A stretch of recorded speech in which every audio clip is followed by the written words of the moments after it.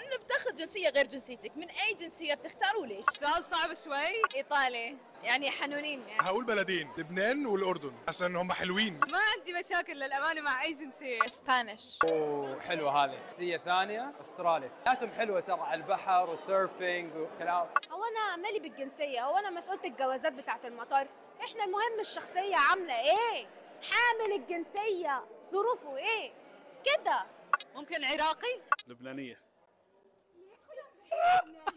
القلب يضعف في لبنان. السعودية ما شاء الله يعني كلهم جميلات، لكن السعودية فيهم شيء مميز يعني. ابتعد عن الاجابه. العراق، لان الجنسيه العراقيه هي قريبه لهجتهم من الجنسيه الاماراتيه. جنسيه عربيه؟ هذه ما اقدر اختار، خلاص ابوي اختار لي اوريدي. عربية مصر أو قطر، تحسيهم إليجنت. جنسيه عربيه لبناني خير، لذيذين يا اخي. اتمنى اخذ سعودية.